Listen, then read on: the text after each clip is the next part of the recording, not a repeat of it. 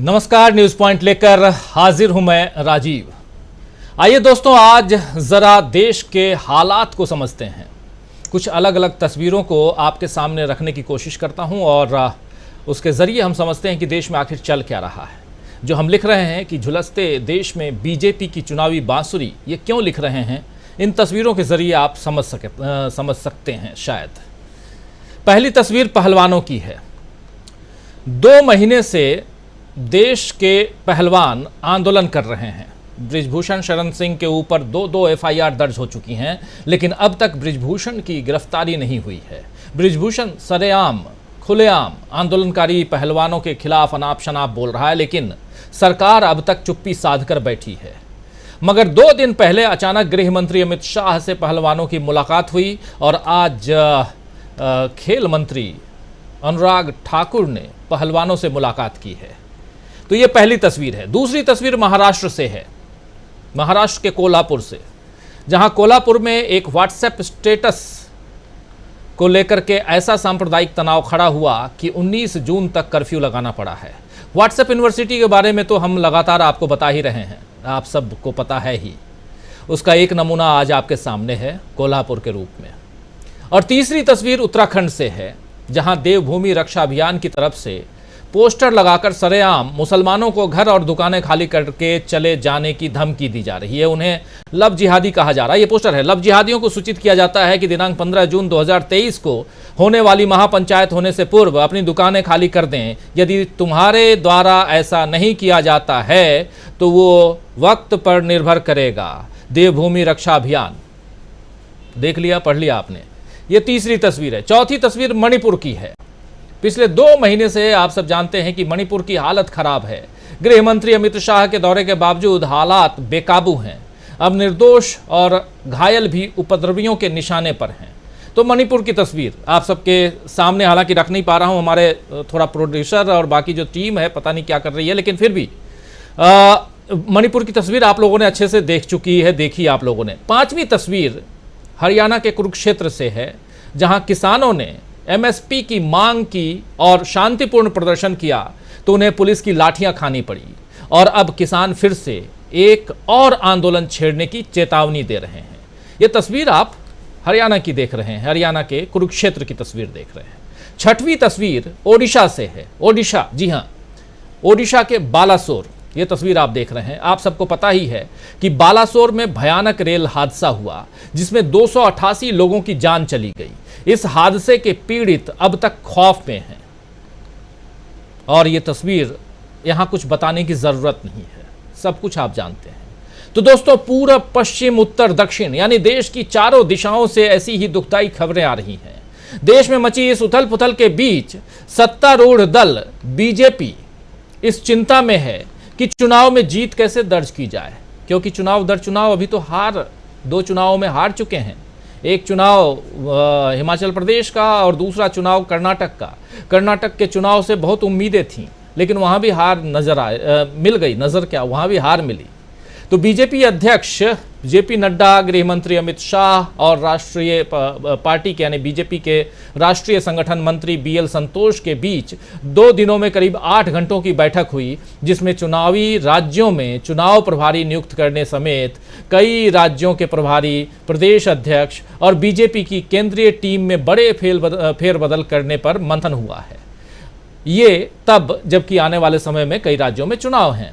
माना यह जा रहा है कि कर्नाटक चुनाव के नतीजे को लेकर प्रधानमंत्री नरेंद्र मोदी नाखुश थे। हार की बड़ी वजह कमजोर संगठन को माना जा रहा है, जिसके बाद से बड़े बदलाव की सुगबुगाहट शुरू हो गई है।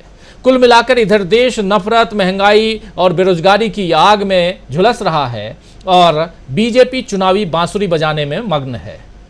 अब जब कई राज्यों और लोकसभा के चुनाव सामने हैं तो बीजेपी को पहलवानों और किसानों के आंदोलन की चिंता सता रही है। बीजेपी को मणिपुर की चिंता भी सता रही है। खासकर पहलवानों और किसानों की बात करें तो आप जानते हैं कि खासकर जाट बहुल क्षेत्र में बीजेपी का डब्बा गोल हो सकता है जब पहलवान और किसान अगर नाराज हो गए, उनके समर्थक इनसे नाराज हो गए तो। इसीलिए अब सरकार की तरफ से बातचीत की पहल की जा रही है। पहले अमित शाह मिले, अब अनुराग ठाकुर आज मिले हैं। लेकिन जब मामला पुलिस में पहले से दर्ज है, तो अब बातचीत से कौन सा हल निकलकर सामने आएगा या सरकार कौन सा हल निकालना चाहती है, ये तो सरकार बताएगी। लेकिन जब मिलकर के निकले हैं पहलवान आज अनुराग ठाकुर से, तो बजरंग पुनिया ने क्या कुछ कहा मीडिया से चर्चा में, आइए जरा सुन लेते हैं, सुनिए जरा। कानून कार्रवाई जो हमारी गवर्नमेंट के साथ बात हुई है, जो गवर्नमेंट के साथ हमारी बात हुई है खेल मंत्री जी के साथ कि 15 तारीख तक 15 जून तक जो पुलिस की जो कानून का जो पुलिस की प्रक्रिया चल रही है वो पूरी करने की बोली है। और उन्होंने बोला कि 15 तारीख तक आप कोई भी प्रोटेस्ट ना करें। तो हमने जो उन्होंने प्रपोजल कुछ बिंदुओं में बात हुई कि खिलाड़ियों का सुरक्षा का ध्यान रखा जाएगा, महिला खिलाड़ियों का भी और पुरुष खिलाड़ियों का भी, और जितने भी केस खिलाड़ियों के ऊपर हुए हैं वो वापस लिए जाएंगे। तो वो चीजें सरकार ने मानी है। और जो हमारे साथ बातचीत हुई है वो हम जो हमारे समर्थक हैं, खाप चौधरी हैं, जितने भी हमारे साथ संगठन जुड़े हैं, चाहे वो महिला संगठन है चाहे वो किसान संगठन है, हम सब के सामने वो प्रस्ताव रख देंगे। 1-2 दिन में हम उनकी सहमति उनसे बात करके उनको बता देंगे कि ये चीजें बात हुई है, ये चीजें हम बात हुई है। तो वो चीजें तो ये सुन रहे थे आप बजरंग पुनिया को। 15 जून तक का समय दिया गया है कि 15 जून तक आप आंदोलन न करें और आपकी जितनी मांगे हैं उस पर भी, और इनको सुरक्षा दी जाएगी, इनके ऊपर जो केसेस हैं दर्ज किए गए हैं, FIR दर्ज हुई हैं उसको ख़त्म कर देंगे। तो एक तरफ पहले 2 दिन पहले मिलते हैं गृह मंत्री देश के अमित शाह, और उसके बाद देश के खेल मंत्री मिलते हैं अनुराग ठाकुर आज इन पहलवानों से। लेकिन ये सुध आज जाकर के अब जाकर के इनको आती है बीजेपी की सरकार को, जो देश पर अभी सत्तारूढ़ है। और उधर टीएमसी सांसद महुआ मोइत्रा ने इस बारे में ट्वीट भी किया है, और ट्वीट में क्या कुछ कहा है जरा देख लीजिए। ट्वीट में महुआ मोइत्रा कह रही हैं कि क्या गृह मंत्री अमित शाह खाप पंचायत के नेता हैं? क्यों वो WFI और खिलाड़ियों के बीच चल रहे गंभीर विवाद में कानून को दरकिनार करते हुए गुप्त बैठक कर मामले को निपटाना चाहते हैं? सीधी सी सिंपल सी बात वो पूछ रही हैं कि आखिर क्या कारण है कि ये गुप्त बैठक करके मामले को निपटाना चाहते हैं। और अमित शाह के बाद अनुराग ठाकुर से भी खिलाड़ियों ने घंटों चर्चा की है। वो चर्चा के बाद क्या कुछ निकल के आया है वो आपके सामने अभी बता ही रहे थे बजरंग पुनिया। लेकिन बड़ा सवाल दोस्तों ये है कि क्या इंसाफ ऐसी चर्चाओं से मिलेगा या फिर अदालतें काम करेंगी? अपना काम जो है वो अदालतें करेंगी। चर्चाओं से इंसाफ मिलता तो अब तक ये जो पहलवान हैं या किसान हैं जो MSP के लिए लड़ रहे हैं, जिनको लाठियां खानी पड़ी कुरुक्षेत्र में कल ही, तो इन लोगों को इंसाफ अब तक तो मिल गया होता ना। खैर, सवाल दूसरा ये भी है कि 2022 तक किसानों की आमदनी दोगुनी करने का दावा करने वाली मोदी सरकार के राज में क्या किसानों को अपने हक के लिए बार बार सड़क पर उतरना पड़ेगा और हर बार पुलिस की लाठियां खानी पड़ेंगी? बीजेपी के शासन में किस दिशा में आखिर बढ़ रहा है देश, और आखिर इस झुलसते देश में बीजेपी की चुनावी बांसुरी किसे सुरीली लग रही है और किसे परेशान कर रही है? आइए समझने की कोशिश करते हैं। इस बीच एक ब्रेकिंग खबर यह है कि 23 तारीख को विपक्षी एकता की बैठक होने जा रही है पटना में। वो बैठक अब उसकी घोषणा हो गई है कि 23 जून इसी महीने बैठक होगी और उस बैठक में राहुल गांधी भी मौजूद रहेंगे। ये ताज़ा तरीन खबर आपके बीच हम पहुंचा रहे हैं। हालांकि जितनी खबरें अभी आप तक पहुंचा रहे हैं ये सब ताज़ा तरीन ही हैं और समझने की कोशिश कर रहे हैं कि आखिर देश में चल क्या रहा है। चलिए चर्चा की शुरुआत करते हैं। हमारे साथ कुछ वरिष्ठ साथी जुड़े हुए हैं, उन सबसे आपका परिचय करवाऊं, आगे बढ़ते हैं और समझते हैं कि किसको ये बांसुरी सुरीली लग रही है। हमारे साथ इस वक्त 6 वरिष्ठ साथी जुड़े हुए हैं। मीनू जैन जी हमारे साथ जुड़ी हुई हैं। मीनू जी आपका स्वागत करता हूं। हमारे साथ प्रोफेसर अखिल स्वामी जी जुड़े हुए हैं। स्वामी जी आपका स्वागत है। हमारे साथ प्रेम कुमार जी जुड़े हुए हैं। प्रेम कुमार जी आपका स्वागत है। हमारे साथ प्रशांत टंडन जी हैं। हमारे साथ डॉक्टर दीपक पाचपोर जी हैं। अमलेंदु उपाध्याय जी हैं। आप सबका स्वागत करता हूं इस कार्यक्रम में, और स्वागत इस्तकबाल आप तमाम दोस्त साथी शुभचिंतक आप सबका जो अब तक जुड़ चुके हैं, जो जुड़ने वाले हैं। बहुत कुछ देश में चल रहा है। कोल्हापुर से जो खबर आई बहुत भयावह है, दुखदाई है। कोल्हापुर में एक व्हाट्सएप स्टेटस के कारण सड़कों पे लोग आ गए और उसके बाद जो कुछ हो रहा है उसकी तस्वीरें आप देख रहे होंगे। महाराष्ट्र के कोल्हापुर की बात कर रहा हूँ। महाराष्ट्र की सरकार अलग अलग प्रतिक्रिया दे रही है। इधर दिल्ली में अभी आपको बता ही रहा था जो कुछ चल रहा है। मणिपुर पूर्वोत्तर वहाँ जो कुछ हो रहा है आपने देख लिया। सरेआम धमकी दी जा रही है कि आप दुकानें खाली करके और 9-2-11 हो जाइए, रफू चक्कर हो जाइए। यहाँ से कहाँ से? उत्तराखंड से। ये जो पोस्टर है वो भी आपको हमने दिखाया, ज़रा एक बार फिर से उस पोस्टर को दिखा दीजिए, उत्तराखंड के पोस्टर को, कि उत्तराखंड में क्या कुछ कहा जा रहा है वहाँ के मुसलमानों को। तो ये देखिए, लव जिहादियों को सूचित किया जाता है कि दिनांक 15 जून 2023 को, 15 जून, आज 7 जून है, 15 जून 2023 को होने वाली महापंचायत होने से पूर्व अपनी दुकानें खाली कर दें। यदि तुम्हारे द्वारा ऐसा नहीं किया जाता है तो वो वक्त पर निर्भर करेगा। ये क्या है? ये धमकी नहीं है तो क्या है? वो वक्त पर निर्भर करेगा। देवभूमि रक्षा अभियान, देवभूमि, उत्तराखंड को ऐसे भी कहते हैं देवभूमि। हमारे साथ उत्तराखंड से ही जुड़ी हुई हैं मीनू जैन जी, और आपके पास ही आना चाहता हूँ मीनू जी। सबसे पहले आपके पास उत्तराखंड की एक तस्वीर है और आप भी उत्तराखंड से जुड़ी हुई हैं, और दूसरी तस्वीर दिल्ली की हम दिखा ही रहे थे। बजरंग पुनिया कह रहे हैं कि हम लोगों को आश्वासन मिला है कि 15 जून तक मामले का निपटारा हो जाएगा। निपटारा कैसे होगा, किस ढंग से होगा?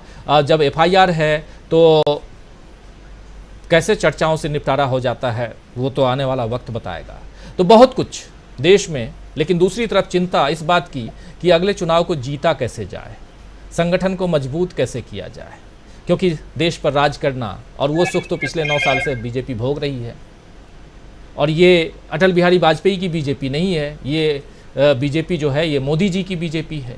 सत्ता सुख जो है वो, उसका स्वाद अगर आप चख लें और वो भाने लगे तो आपको किसी भी रूप में वो स्वाद चाहिए, तो क्या आप पुतिन की तरफ, पुतिन की राह पे जाएंगे या शी जिनपिंग की राह पे जाने की कोशिश करेंगे?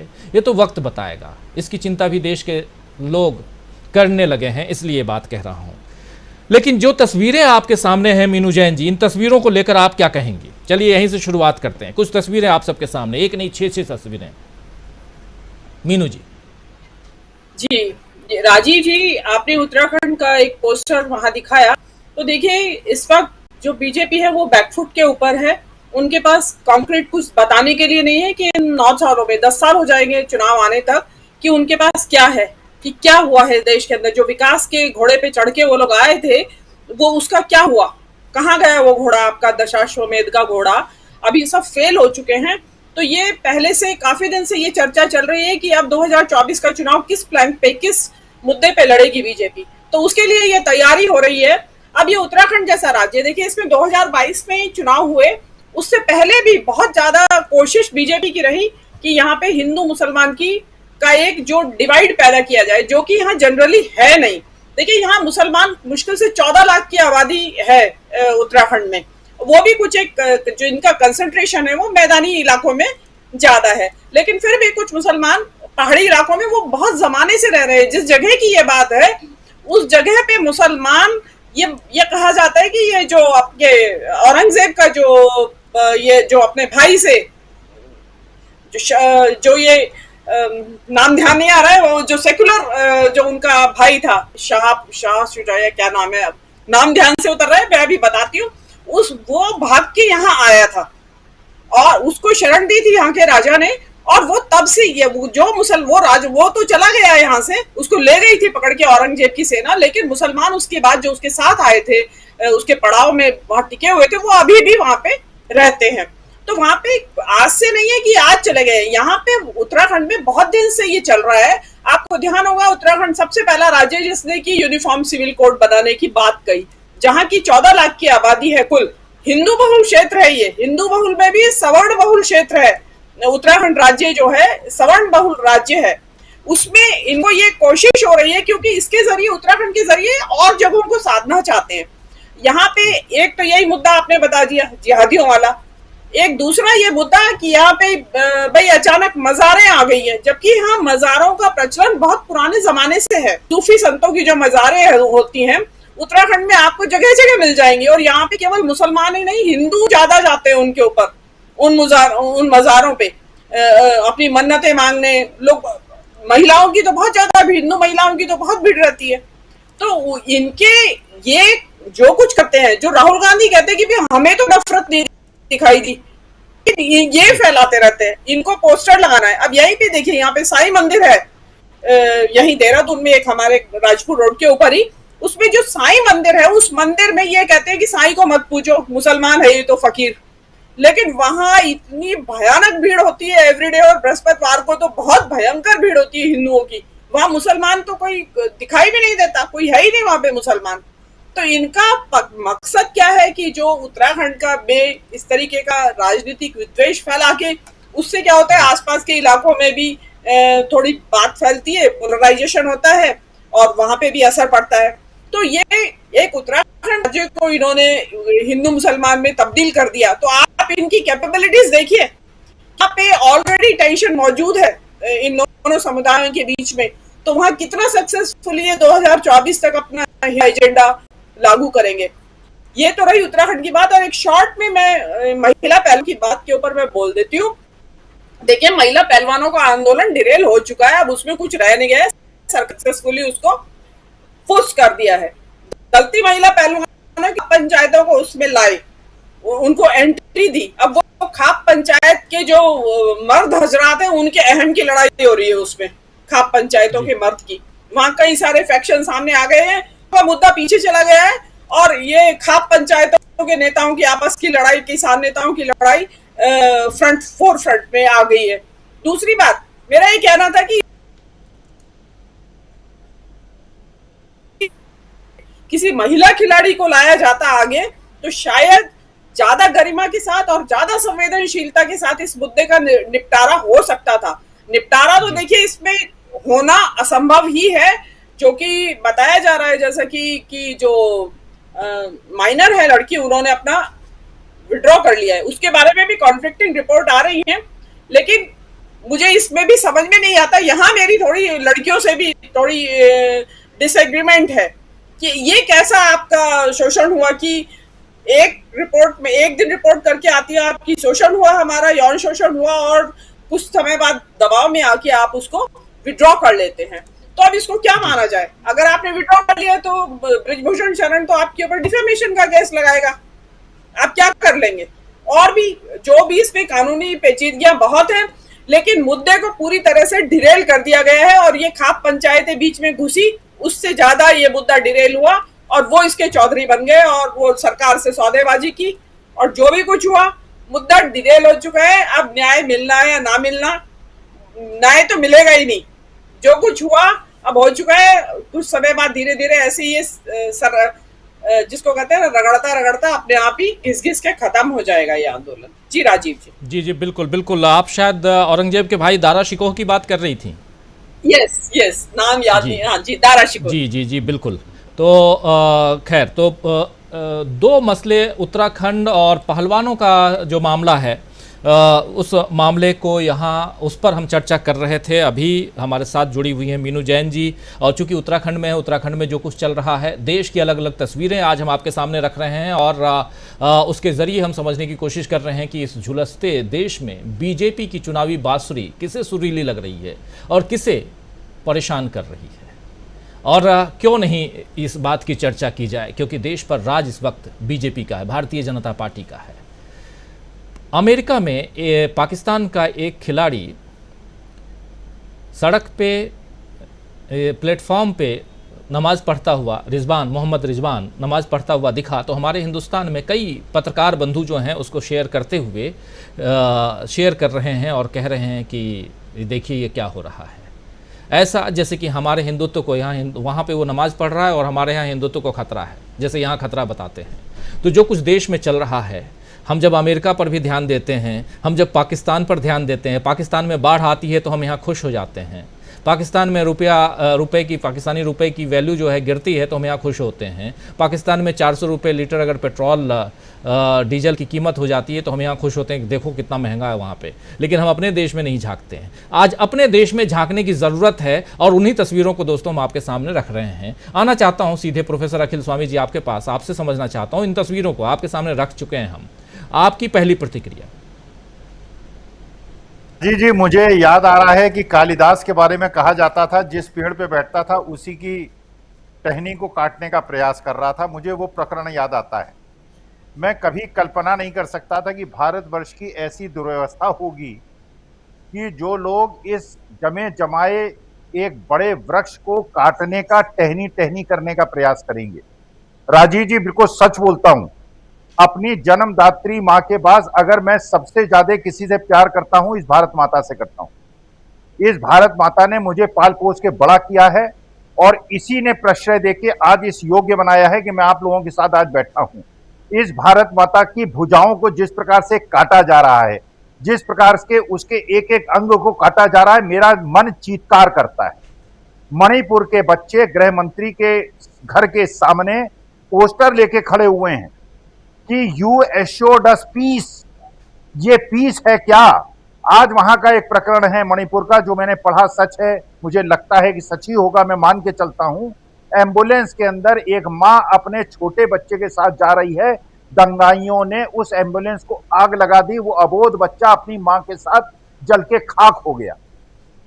ये मेरे देश को आग लगा रहे हैं, ये मेरे देश को जला रहे हैं, भारत माता को लहूलुहान कर रहे हैं। जिस प्रकार से उड़ीसा में हुआ है, जिस प्रकार से ये उत्तराखंड में कर रहे हैं, जिस प्रकार से ये महाराष्ट्र में कर रहे हैं, जिस प्रकार से पूरे देश में कर रहे हैं, ये टुकड़े टुकड़े गैंग मेरी भारत माता को आहत कर रही है, उसको घायल कर रही है। और राजीव जी, हमारे ऊपर एक बहुत बड़ी जिम्मेदारी है आज की तारीख में। महात्मा गांधी ने, पंडित जवाहरलाल नेहरू ने, बाल गंगाधर तिलक ने, जितने बड़े बड़े योद्धाओं ने, भगत सिंह ने, चंद्रशेखर आजाद ने, सुभाष चंद्र बोस ने इस देश को आजाद कराया है, अपना लहू दिया है इस देश को। आज इस देश को हमारे लहू की आवश्यकता है, इस देश को बचाने की आवश्यकता है। आज ये दुर्दांत लोग जो हैं, ये दुष्ट लोग जो हैं, टुकड़े टुकड़े गैंग जो है इस देश को तोड़ रहे हैं धर्म और जाति के आधार पे। मणिपुर के अंदर जो वहां पे कुकी और वहां के लोकल संप्रदाय हैं, वो जिस प्रकार से वहां खूनी हिंसा हो रही है और जिस प्रकार से उस प्रकार की खूनी हिंसा को ये उत्तराखंड मेरा आधा घर है, मेरा जन्म जो हुआ है उत्तराखंड के अंदर हुआ है, तो मेरे जो आत्मा है वो रो रही है। ये उत्तराखंड में जो सबसे ज्यादा शांत प्रदेश था, उसके अंदर आग लगाने का प्रयास कर रहे हैं। ये पूरी तरह से एक प्रकार से देश को बिल्कुल आदम युग की तरफ ले जाएंगे, खत्म कर देंगे इस देश को। राजीव जी, हमारे ऊपर एक आज जिम्मेदारी है, बहुत बड़ी जिम्मेदारी है। हमको सबको एकत्रित होकर एक दूसरे का हाथ पकड़ के, जितने भी देशभक्त लोग हैं, जितने भी भारत माता को प्यार करने वाले लोग हैं, हमें एक दूसरे का हाथ पकड़ना होगा। सभी धर्म और जाति संप्रदाय के मॉडरेट लोगों को इकट्ठा करना होगा और जो भी हिंदू, मुस्लिम, सिख, ईसाई एक्सट्रीमिस्ट लोग हैं, इनको आइसोलेट करना होगा, वरना मृत्यु से पूर्व मैं अपनी भारत माता को इतना दुखी नहीं देख पाऊंगा। इसलिए ये संघर्ष का समय है और हम सब मॉडरेट लोगों को, भारत माता को प्यार करने वाले लोगों को इस टुकड़े टुकड़े गैंग से संगठित होकर लड़ने की आवश्यकता है। राजीव जी, देश की जो तस्वीर है वही आपके सामने रख रहे हैं और जो कुछ यहाँ प्रोफेसर अखिल स्वामी जी बता रहे हैं, वो तस्वीरें सब कुछ बोलती हैं। वहाँ कुछ आपको बोलने की ज़रूरत नहीं है और जो बातें वहाँ से निकल के आ रही हैं वही हम आप तक रख रहे हैं। व्हाट्सएप यूनिवर्सिटी की बात तो हम लगातार करते रहे। आना चाहता हूँ एक बार प्रेम कुमार जी आपके पास। प्रेम कुमार जी, आप किस रूप में देख रहे हैं? चुनाव का समय तो है, चुनाव आगे है और देश में हमेशा चुनाव होते हैं, लेकिन जो तस्वीरें और जो भी घटनाक्रम है, इसमें एक तरह से देखा जाए जो सत्तारूढ़ दल घटनाक्रम को ख़त्म करने में जो नाराज़ हैं, उनको उनकी नाराज़गी दूर करने में इतना समय क्यों लगाता है? आप देखिए, शाहीन बाग का आंदोलन, कुछ आंदोलनों को यहाँ ले आते हैं। शाहीन बाग का आंदोलन, हश्र क्या हुआ?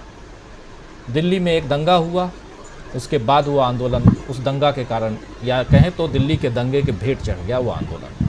किसानों का आंदोलन 13 महीने चला। 13 महीने में किसानों को क्या नहीं कहा गया?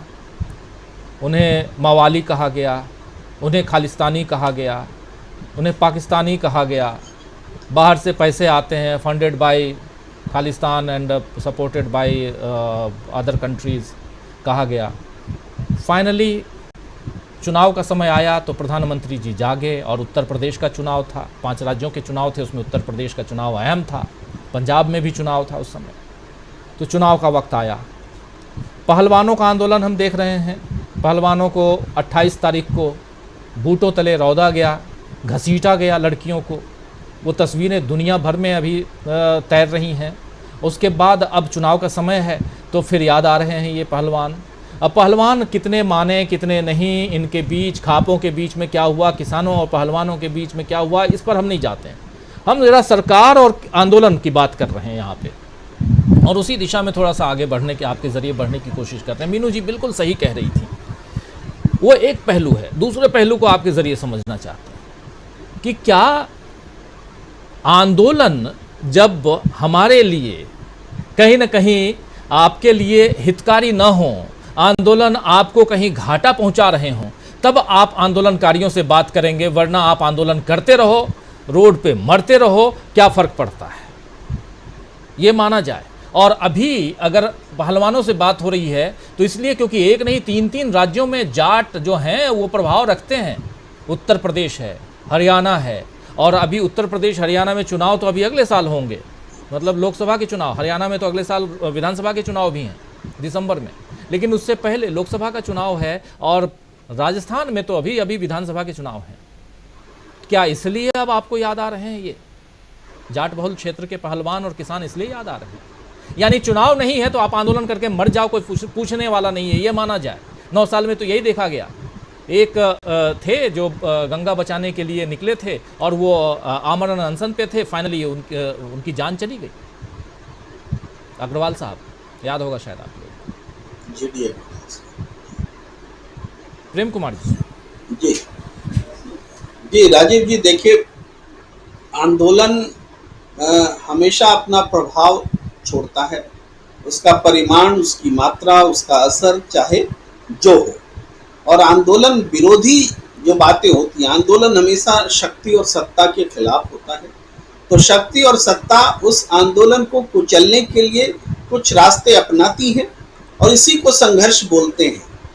लेकिन आपने जितने भी नाम गिनाए, वो मैं कहता हूँ कि सीए एनआरसी का आंदोलन था, शाहीन बाग वाला आंदोलन, लेकिन उस प्रक्रिया को सरकार को रोकना पड़ा। वो उस आंदोलन की उपलब्धि है, वो आंदोलन बेकार नहीं गया। किसान आंदोलन, उन कृषि कानूनों को वापस लेना पड़ा, वो उपलब्धि है। वो 700 लोगों की जाने शहादत बेकार नहीं गई। और इसी संदर्भ में इससे पहले कि बाकी विषय पर आए, अभी महिला पहलवानों के विषय पर जरूरी है कहना, क्योंकि इसका सही मतलब समझना बहुत जरूरी है। आशा और निराशा के बीच में बात क्या है उसको समझना, इसका बिटवीन द लाइन्स समझना बहुत जरूरी है। ये आंदोलन बहुत लोग कहेंगे खत्म हो गया, बहुत लोग कहेंगे टूट गया, बहुत लोग कहेंगे समर्पण कर गया, अलग अलग जितने मुंह उतनी बातें होंगी। लेकिन ये आंदोलन इस रूप में खड़ा हुआ, इस रूप में यहां तक पहुंचा कि नतीजा चाहे जो हो, परसेप्शन की लड़ाई मोदी सरकार हार चुकी है।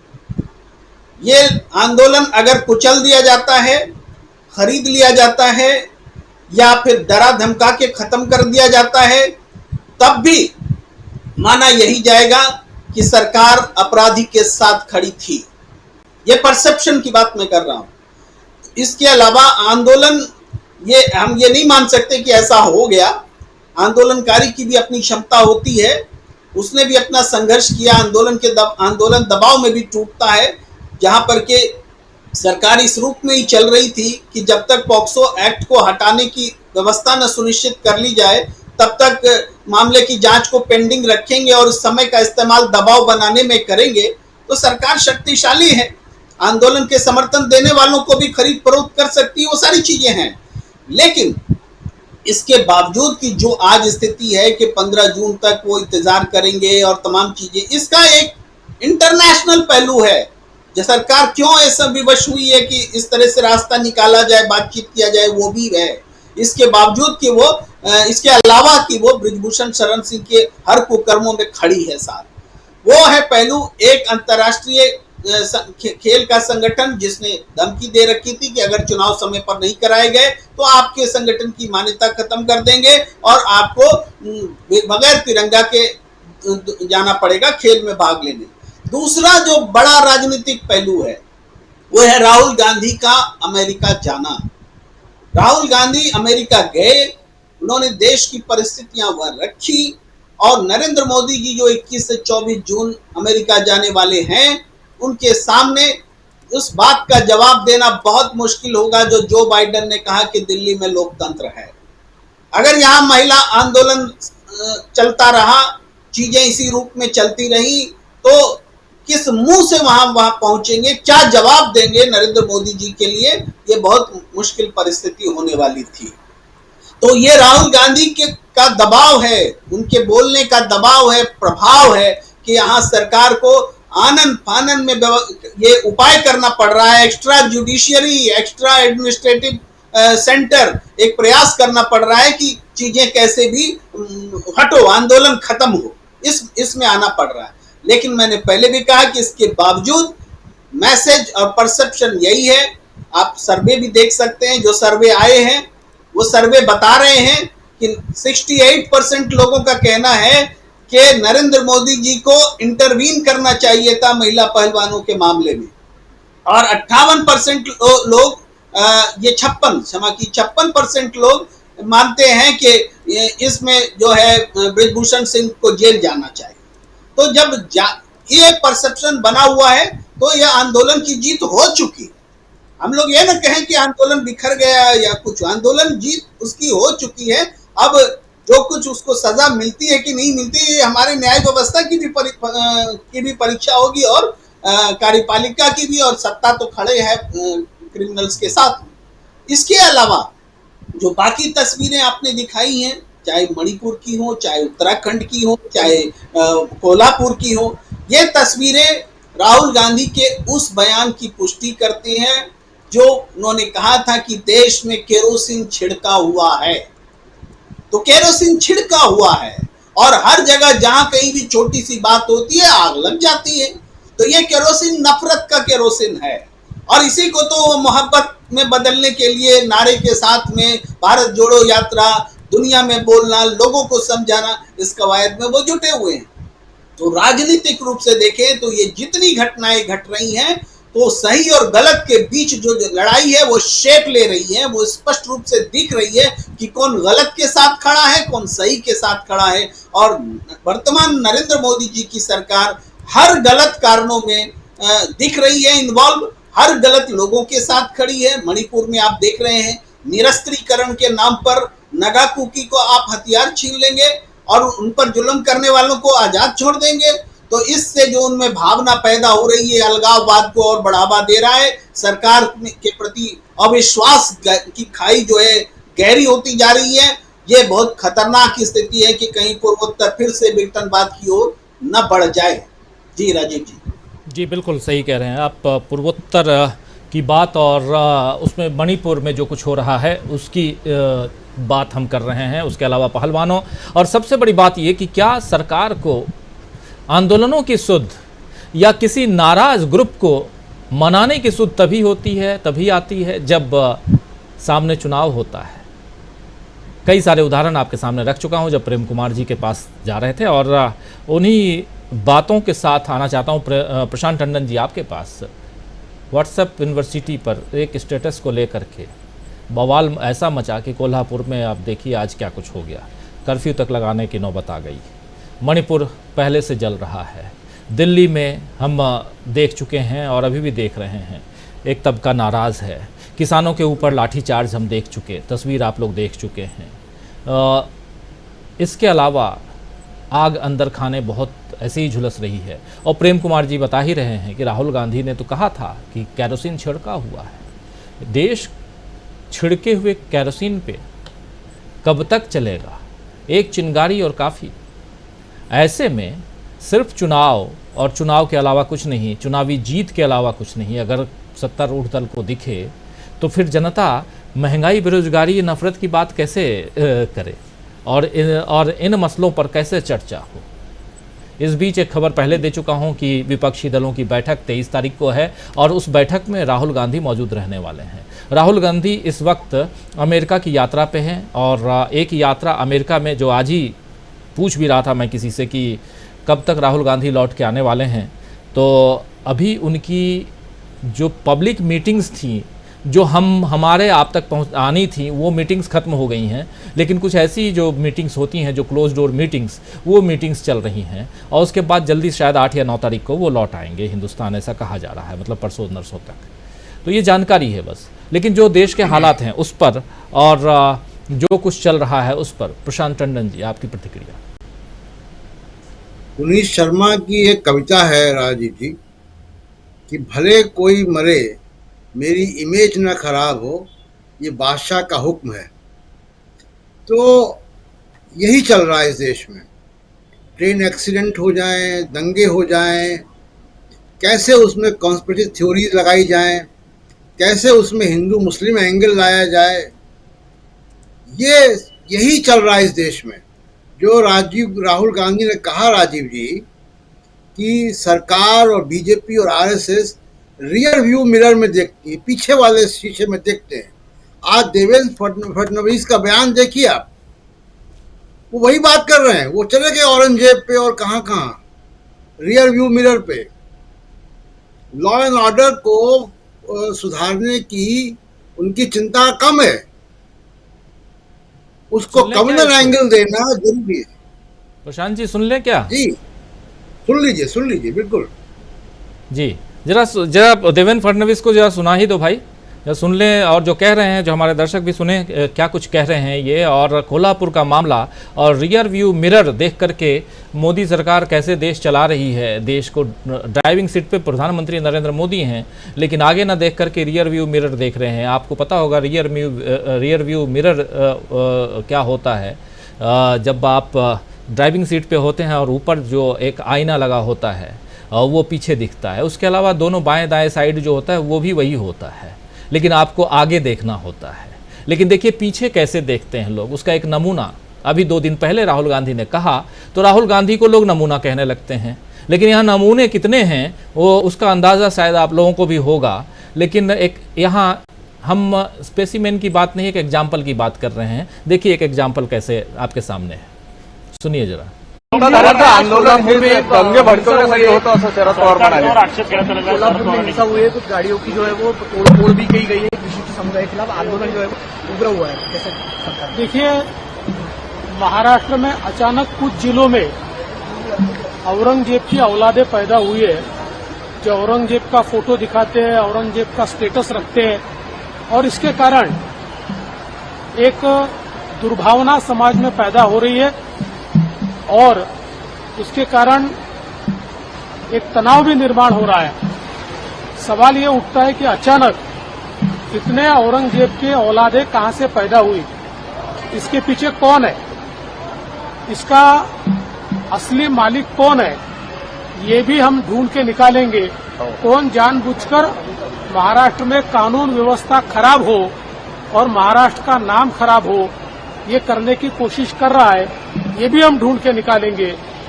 लेकिन मेरा इतना ही निवेदन है, परिस्थिति पूरी नियंत्रण में है, कहीं पर भी अभी अनियंत्रित इस प्रकार की व्यवस्था नहीं है, अव्यवस्था भी नहीं है। लेकिन मेरे सबसे निवेदन है, कोई भी कानून को हाथ में न ले, कानून को हाथ में लिया तो उसके ऊपर कार्रवाई की जाए। नीतीश राणे। तो प्रशांत जी सुन लिए, ये आग में पानी डालने का काम कर रहे थे या आग में घी डालने का काम कर रहे हैं, ये आप सब को समझना है। जी प्रशांत जी, वो पेट्रोल डाल रहे हैं आग में, और यही रियर व्यू मिरर जो है जिसकी बात राहुल गांधी कर रहे हैं कि ये पेट्रोल डालने का काम कर रहे हैं। ये भाषा वो बोल रहे हैं कि दंगा भड़के और बहुत साफ औलादें पैदा हो गई हैं। हाँ, कहां से पैदा हो गई, कौन है, ये भाषा उस वक्त बोल रहे हैं जब कर्फ्यू लगा हुआ है, जब तनाव है वहां पे, जब आपको संयम बरतना है, जब आपको शांति की बात करनी है, आप भड़काने की बात कर रहे हैं। ये तो हाल है।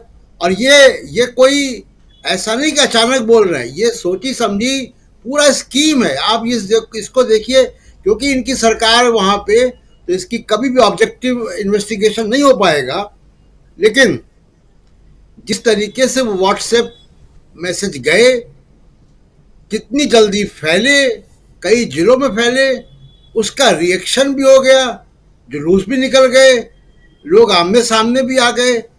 ये ऐसा कैसे हो गया? जो आप बात कर रहे हैं बार बार व्हाट्सएप यूनिवर्सिटी की, हैंड इन ग्लव है व्हाट्सएप और फेसबुक। इसीलिए जब राहुल गांधी अमेरिका गए थे और जब मैंने बात की थी कि पिछले आप ही के प्रोग्राम में कि प्रपोजल 7 जब आया था फेसबुक की गवर्निंग बॉडी की मीटिंग में, उसकी चर्चा मैंने की थी कि प्रपोजल 7 क्या है। भारत में फेसबुक और व्हाट्सएप दंगे करवाना चाहता है। ये जो व्हाट्सएप यूनिवर्सिटी के चुटकुले हैं वो गंभीर बात है। फ्रांसिस हेगन और दूसरी एक दो उनकी डेटा साइंटिस्ट, सोफी जैंग और फ्रांसिस हेगन, ये दो डेटा साइंटिस्ट फेसबुक से बाहर निकलकर डेटा उन्होंने लीक किया और इस बात की गवाही दी कि किस तरीके से भारत में फेसबुक ऑपरेट करता है।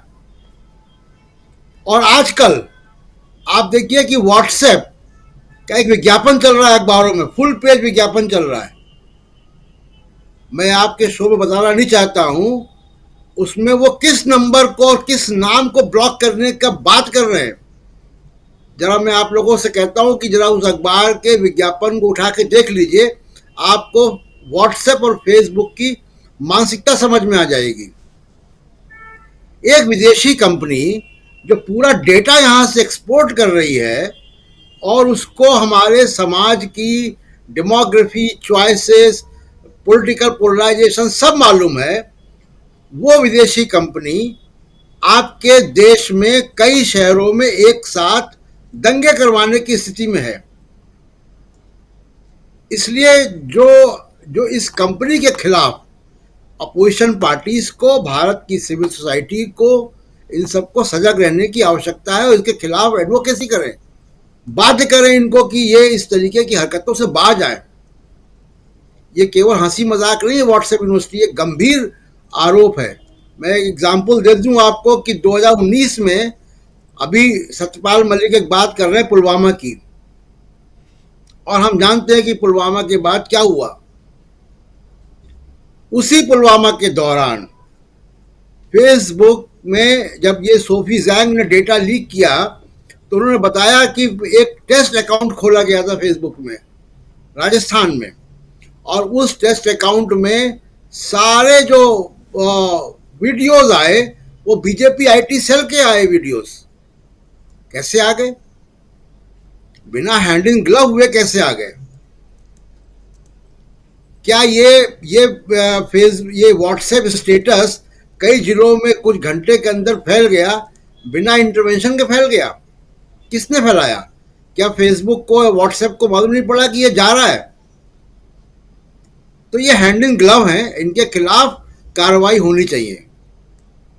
दूसरी बात कि देखिए, बीजेपी ये जानती है कि बगैर हिंदू मुसलमान किए, बगैर दंगों का माहौल बनाए इस देश में वो चुनाव नहीं जीत सकते और कभी जीता भी नहीं है। कर्नाटक में चुनाव इतनी बुरी तरह इसीलिए वो हार गए क्योंकि वो कर नहीं पाए। कर्नाटक का समाज और राजनीतिक पार्टियां होश में थी। अब मध्य प्रदेश और छत्तीसगढ़ और राजस्थान के चुनाव आने, उसके बाद लोकसभा के चुनाव आने, ये पूरा माहौल इस देश में यही करेंगे। Rear view mirror, Tipu Sultan आएंगे, औरंगजेब आएंगे, बाबर आएंगे, दुनिया भर की बातें आएंगी। और अभी जो मुझे अंदेशा है, उस सूत्रों ने मुझे बताया है कि असेंबली इलेक्शन की डेट भी आगे बढ़ेंगी क्योंकि राम मंदिर की मूर्तियों की स्थापना होनी है। प्रधानमंत्री जी को ट्रस्ट का न्योता जाएगा, वो वहां जाएंगे। मध्य प्रदेश, छत्तीसगढ़, राजस्थान के चुनाव उसके बाद होंगे। अगर आप शेड्यूल देखें तो इनके चुनाव दिसंबर में हो जाने चाहिए। मेरा अंदेशा है कि दिसंबर में नहीं होंगे। देखते हैं चुनाव आयोग कितना ऑब्जेक्टिव रहता है क्योंकि उनकी असेंबलीज एक्सपायर कर रही हैं। जी बिल्कुल, दिसंबर महीने में कुल मिला के ये है कि ऑपोजिशन पार्टीज को बहुत सजग रहना होगा। अगर वो 23 तारीख को मिल रहे हैं तो केवल ये बातें ना करें कि कौन सी सीटें किसकी होंगी, वो वो इस बात को भी करें कि किस तरीके से बीजेपी के नफरत के एजेंडे को, आरएसएस के नफरत के एजेंडे को, समाज को तोड़ने वाली ताकतों के एजेंडे को किस तरीके से डिफीट करें। कास्ट सेंसस की बात को सामने लाएं, सामाजिक न्याय के मुद्दे को सामने लाएं और व्हाट्सएप और फेसबुक जैसे भारत विरोधी संगठनों से भी सतर्क रहें। राजीव जी। जी बिल्कुल बिल्कुल सही कह रहे हैं। आने वाले समय में 3 राज्यों नहीं बल्कि 5 राज्यों में चुनाव हैं और चुनाव में से 4 राज्य बहुत अहम हैं, जिसमें तेलंगाना भी है, छत्तीसगढ़, मध्य प्रदेश और राजस्थान की बात तो हम कर ही रहे हैं।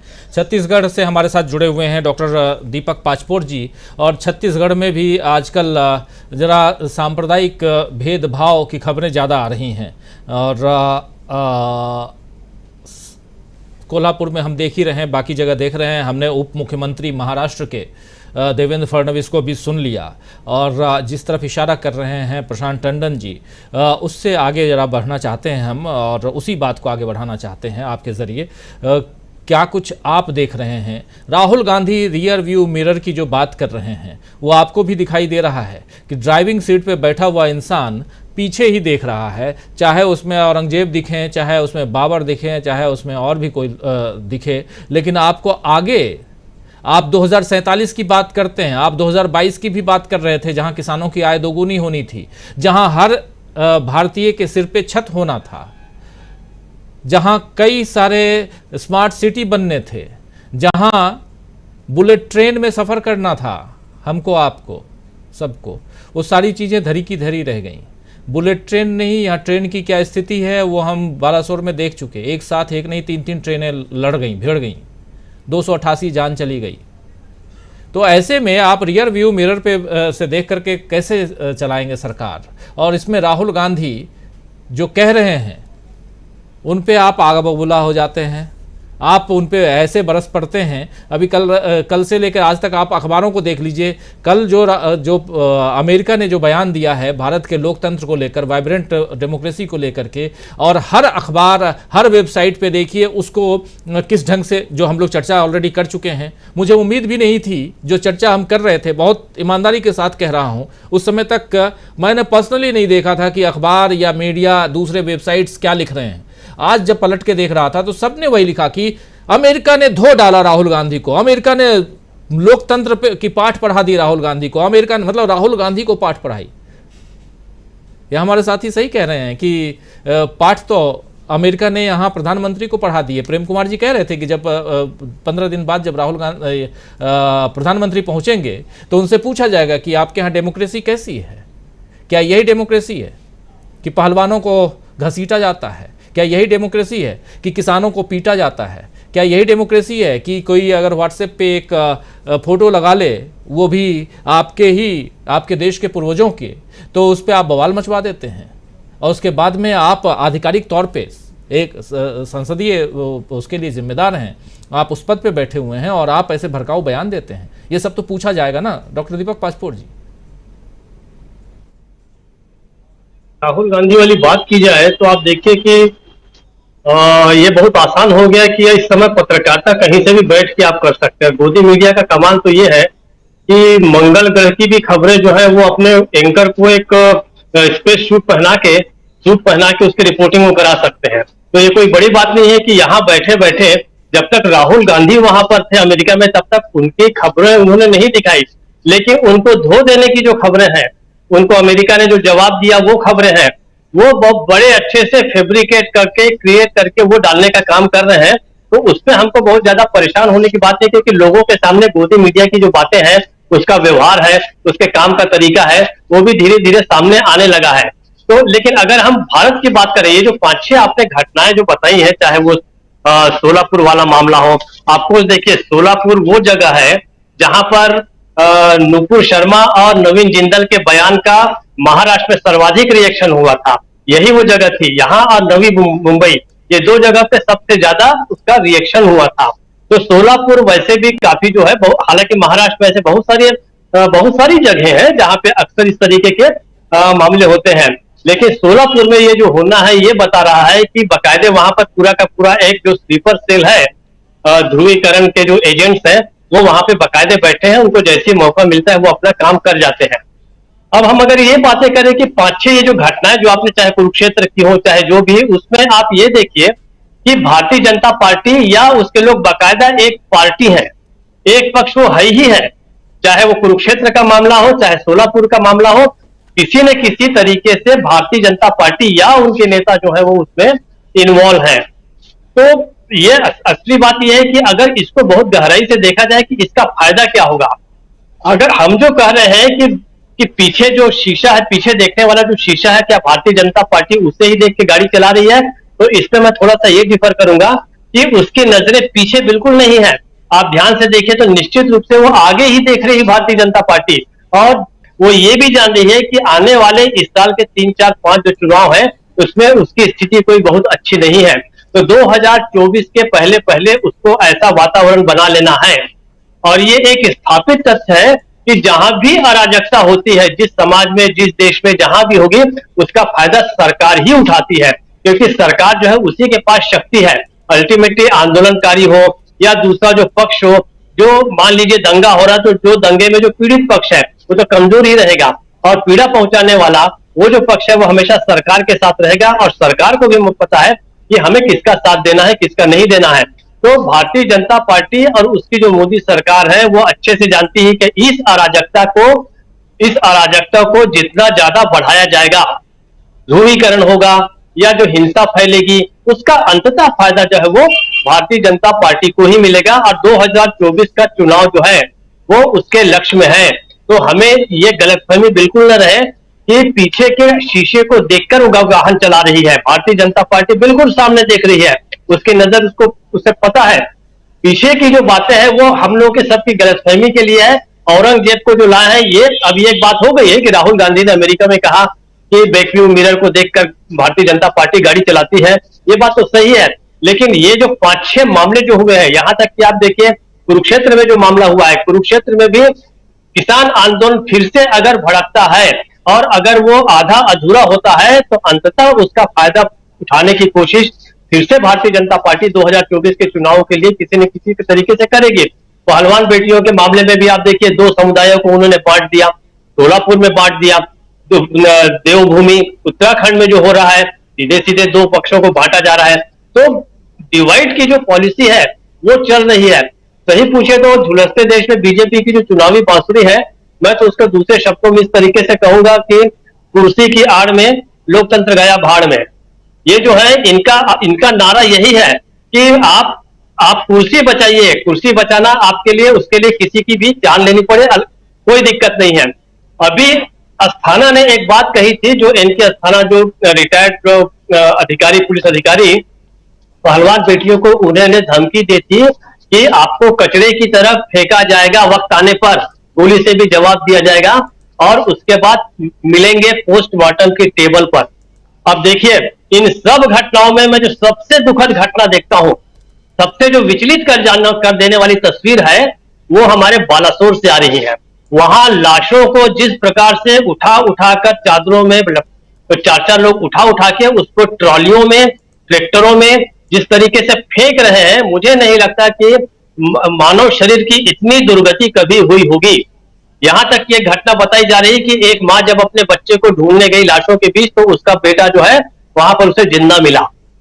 तो सरकार जो है, जिसका एक पक्ष अस्थाना कहता है कि मिलेंगे पोस्टमार्टम टेबल पर, 288 लोग तो मिल गए पोस्टमार्टम टेबल पर।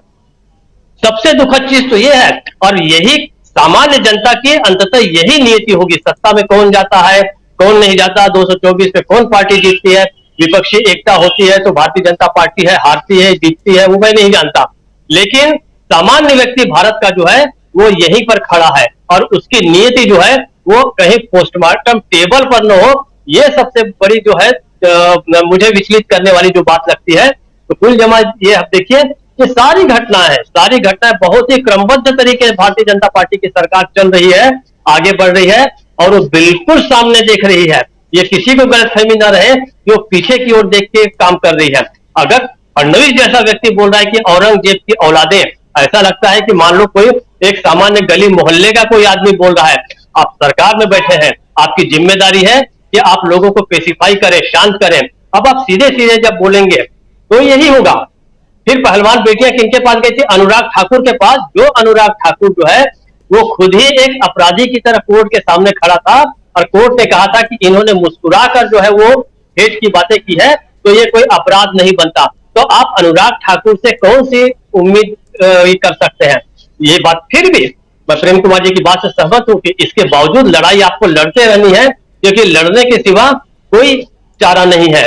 छत्तीसगढ़ी का एक बड़ा प्रसिद्ध गीत है, लड़ाई नहीं छोड़ब गांव नहीं छोड़ब वाला जो गीत है, बड़ा प्रसिद्ध गीत है क्रांतिकारियों का, कि आपको लड़ाई लड़ते रहनी पड़ेगी, चाहे वो किसान हो चाहे वो पहलवान बेटियां हो, और हमको साथ देना पड़ेगा, क्योंकि रास्ता अंततः यहीं से निकलेगा। इसके अलावा आप सरकार की तरफ या भारतीय जनता पार्टी की तरफ या आरएसएस की तरफ हिंसा का जवाब हिंसा से नहीं दे सकते, क्योंकि जिस दिन आप हिंसा पे उतर आए उस दिन आपकी लड़ाई जो है वो खत्म हो जाएगी। तो ये अच्छी बात है कि कुछ हमारे आंदोलनकारी जो है आज भी अहिंसक तरीके से लड़ाई लड़ रहे हैं, तो हमें उनका साथ देना है, ये भी हमारी नियति है। इसके अलावा हमारे सामने भी कोई चारा नहीं है, लोकतंत्र का रास्ता वहीं से निकलेगा। लेकिन फिलहाल जो भारतीय जनता पार्टी जो है वही है कि कुर्सी की आड़ में देश गया भाड़ में। राजीव जी। अमलेंदु उपाध्याय जी, दीपक जी ने एक नया नारा दे दिया है, एक नई हेडलाइन दे दी है, और उस हेडलाइन में भी वही है जो हम यहाँ कह रहे हैं, और उसके साथ साथ रियर व्यू मिरर की बात हम कर ही रहे हैं। बात हम देश की कर रहे हैं। देश के हालात पर राहुल गांधी देश में और विदेश में बात करके आ गए हैं। विदेश में जो बात कह रहे हैं उस पर जवाब तो देना होगा प्रधानमंत्री नरेंद्र मोदी को, और जिस समय प्रधानमंत्री नरेंद्र मोदी अमेरिका में होंगे उसी वक्त पटना में विपक्षी एकता की एक अलग तस्वीर दिखाई देगी, जिसमें मल्लिकार्जुन खड़गे, जिसमें राहुल गांधी, ममता बनर्जी, ये तमाम नेता कन्फर्म कर चुके हैं कि ये लोग रहेंगे, उपस्थित रहेंगे। तो कैसी तस्वीर आप देखते हैं?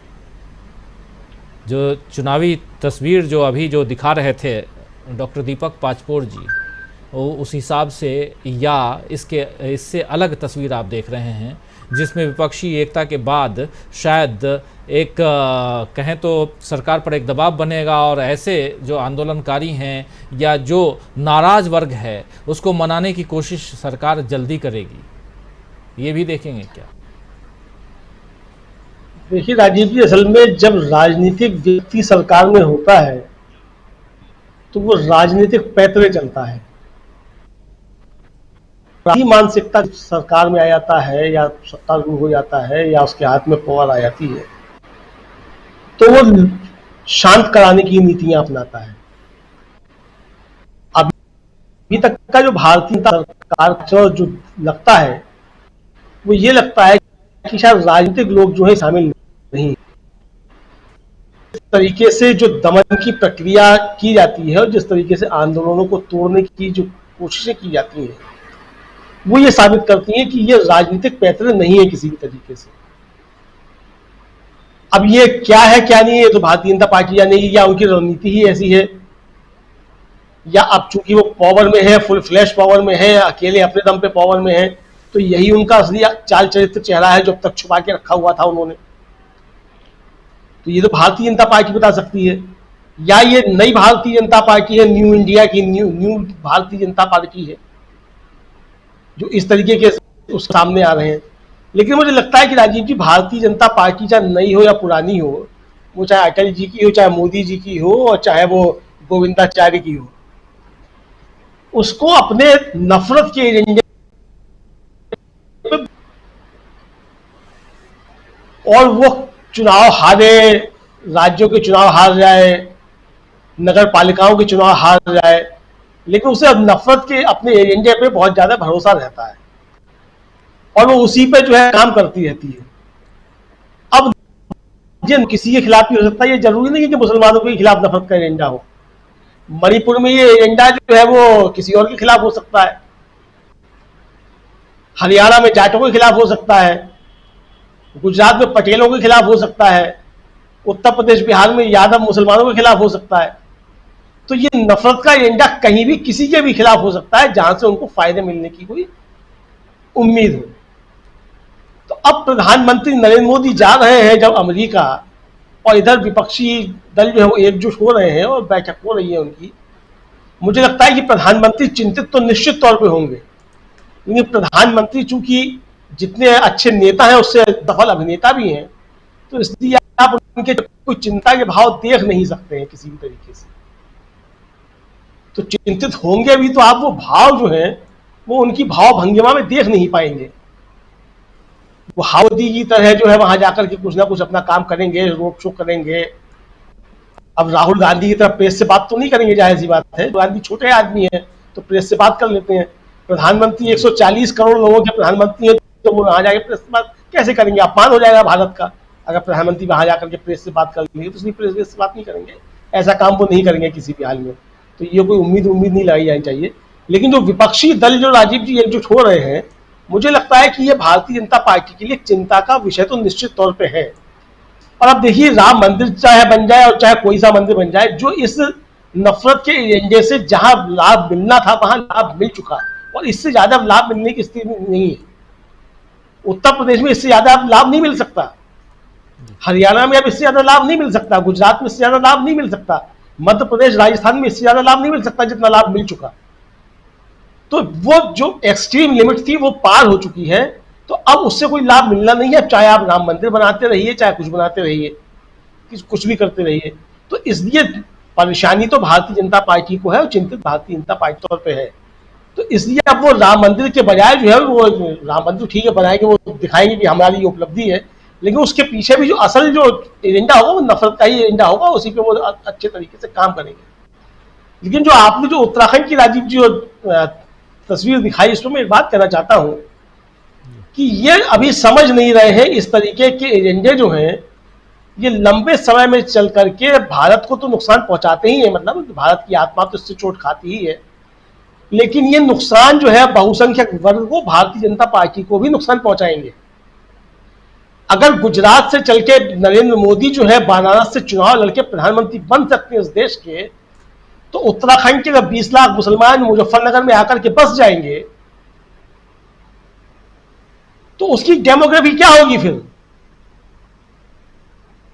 आप जो कह रहे हैं कि भाग जाओ यहां से अपना बोरिया बिस्तर लेकर के, ठीक है, वो लेके चले जाएंगे बोरिया बिस्तर पर लेकर के, तो कहीं तो जाके बसेंगे ना इस हिंदुस्तान में, जहां जाके बसेंगे वहां उनका वोट भी बनेगा।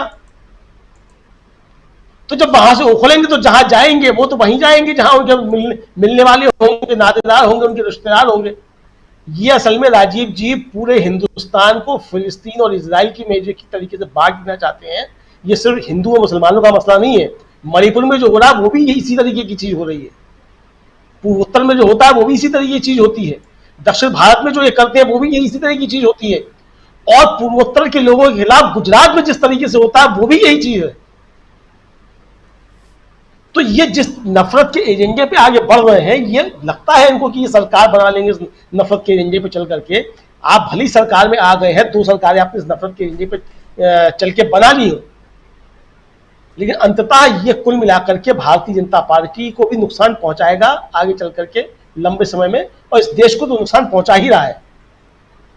तो मुझे लगता है कि विपक्षी दलों को, जैसा प्रशांत जी ने कहा कि जो है इनसे एकता के साथ साथ जो है इनके एजेंडे के खिलाफ, असल में दिक्कत राजीव जी क्या रही है कि तमाम विपक्षी दल जो हैं इनके इस एजेंडे के खिलाफ कोई वैचारिक लड़ाई जो है वो अब कर रहे हैं। वो सीटों की गुड़ा भाग और गठबंधन कर लिए जाए, किस तरीके से आ जाए, और अपने कैडर को भी उन्हें प्रशिक्षित नहीं किया। गांधी जिस तरीके से लगातार एक एजेंडे को लेकर के भारतीय जनता पार्टी और आरएसएस की वैचारिकी भी हमला कर रहे हैं, इसी तरीके से अगर कांग्रेस ने भी या दूसरे राजनीतिक दलों ने भी लंबे समय तक इस पे काम किया होता, अपने कैडर को किया होता, जनता के बीच भी चीज को लेकर गए होते, तो आज ये इतने फल फूल नहीं रहे होते। तो कमियां जो विपक्षी दलों की है उससे ये फायदा उठाते रहे। मुझे लगता है कि शायद विपक्षी दलों को इससे सबक लेने की आवश्यकता भी है, और तौर पर भी इनके खिलाफ जो है वो एकदम अपनी नीति स्पष्ट करनी है कि इनके खिलाफ हमारा एजेंडा ये रहेगा। अब ऐसा नहीं है कि अखिलेश यादव अब निकले हैं वहां उत्तर प्रदेश में कोई यात्रा लेकर के, अब वो नीम साहब से यात्रा निकल रही है। मतलब पहले आप जो है परशुराम की मूर्ति लगा रहे थे, फिर रामचरितमानस चलवा रहे थे, अब आप फिर यात्रा लेकर के नीम साहब से चले। तो ये भटकाव जिस तरीके का है, ये भटकाव काम नहीं देगा। पॉलिसी तय करनी होगी कि हमको इस एजेंडे पे चलना है, और भारतीय जनता पार्टी के खिलाफ हमारी ये स्पष्ट नीति है। फौरी तौर पर नफा हो या नुकसान हो, लेकिन हम इस एजेंडे पे कायम रहेंगे। राहुल गांधी जिस तरीके से अपनी बात पे कायम है कि हमें भारतीय जनता पार्टी के नफरत के एजेंडे के खिलाफ काम करना है, और जैसा कि उन्होंने यूएस में कहा कि भाई हम अपने एजेंडे पे, हम आपकी तरह काम थोड़ी करेंगे नफरत के एजेंडे पे चल करके। तो इसी तरीके से मुझे लगता है कि तमाम राजनीतिक दलों को और कांग्रेस को भी जो है इस पे जो है अच्छे तरीके से काम करने की आवश्यकता है। इनके एजेंडे के खिलाफ जो है जनमानस से बीच जाकर के बार बार समझाने की आवश्यकता है कि ये किस तरीके से आपस में बात करके जो है ये राज करना चाहते हैं, और कुल मिलाकर के इसका फायदा जो है ये किस तरीके से उठाते हैं। इधर लड़ाई कराते हैं लोगों के बीच में, उधर देश बेचने का काम शुरू कर देते हैं। तो ये सब मिलाकर के जो जनता के बीच लगता है कि जाने की आवश्यकता है। जी बिल्कुल बिल्कुल, जनता के बीच, लेकिन विपक्षी एकता और उससे जो तस्वीर बनेगी वो तो कल बनेगी, लेकिन जब विपक्षी एकता की बात हो रही है तो क्या यहाँ एक दबाव वाली स्थिति भी बनती हुई दिखाई दे रही है क्या सरकार के ऊपर? दो तरह का दबाव, एक चुनाव का दबाव जिसमें संगठन को मजबूत करने की कोशिश में बीजेपी है, और दूसरी तरफ विपक्षी एकता की जो तस्वीर धीरे धीरे सामने आ रही है, और उसमें शायद पटना में 23 तारीख को जो मीटिंग हो उसके बाद से बहुत कुछ तस्वीरें जो हैं साफ हो जाएं। ज़रा एक बार फिर से प्रशांत रंजन जी आपके पास आना चाहता हूं, फिर मीनू जी के पास आऊँगा। ज़रा जो तस्वीर की बात हो रही है और जिसमें दो तरह के दबाव, एक सरकार के संगठन बीजेपी के संगठन की बात, और दूसरी बात जो है वो विपक्षी एकता जैसे जैसे आगे बढ़ रही है, इससे भी कोई प्रेशर नजर आ रहा है क्या सरकार के ऊपर? निश्चित तौर पे प्रेशर है राजीव जी, और एक तीसरा प्रेशर और भी है। ये जो अमेरिका का बयान आया, ये आधा बयान मीडिया में प्रचारित हुआ है। तो पूरा सेंटेंस यही है कि डेमोक्रेटिक इंस्टीट्यूशंस की हेल्थ के बारे में भी बात होगी, लोकतांत्रिक संस्थाओं की सेहत के बारे में भी बात होगी, ये अमेरिका ने कहा है। तो मैं ये नहीं कह रहा हूं कि अमेरिका के पास कोई ऐसा तरीका है या अमेरिका को करना चाहिए हमारे देश के आंतरिक मामले में हस्तक्षेप, या वो करेगा, ऐसा कोई मैंडेट अमेरिका के पास नहीं है, और ना ही करना चाहिए, और ना हमारे देश के लोग इसको बर्दाश्त करेंगे। लेकिन अंतर्राष्ट्रीय छवि जो मोदी साहब की बन रही है उसकी बात है। दूसरी बात कि अमेरिका के साथ आपके रिश्ते के बीच में चाइना है।